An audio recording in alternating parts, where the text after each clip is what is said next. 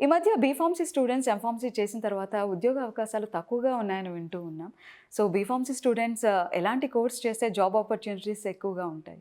B Pharmacy వాళ్ళకి ట్రెడిషనల్‌గా ఉండింది ఎంఫార్మసీ కోర్స్ అండి. రైట్. ఎంఫార్మసీలో ఒక రీసెర్చ్ సైడ్ వెళ్తే హ్మ్. వాళ్ళకు జాబ్ ఆపర్చునిటీస్ దొరుకుతా ఉంటాయండి.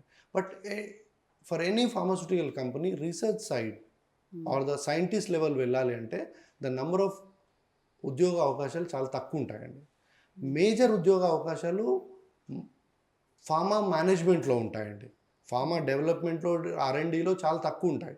డెవలప్మెంట్లో ఎక్కువ ఉంటాయి. ఫర్ ఎగ్జాంపుల్ ఇప్పుడు మీరు ఒక ఫార్మస్యూటికల్ కంపెనీ తీసుకున్నారనుకోండి, అందులో ఒక 10,000 మంది ఉద్యోగస్తులు ఉంటే 1000 మందే రీసెర్చ్లో ఉంటారు. మిగతా 9,000 మంది మేనేజ్మెంట్లో ఉంటారు. అందుకే విశ్వవిశ్వానిలో we offer PGDM in pharma management.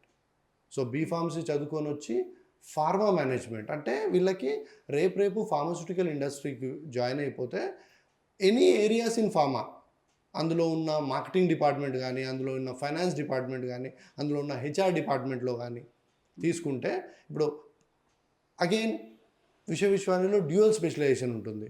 So ఇక స్టూడెంట్ వచ్చేసి B pharmacy student marketing and pharma management రెండు తీసుకుంటే వాళ్ళకు ఉద్యోగ అవకాశాలు ఫార్మా ఇండస్ట్రీలో మెరుగవుతాయి. More than what is being offered at M pharma level.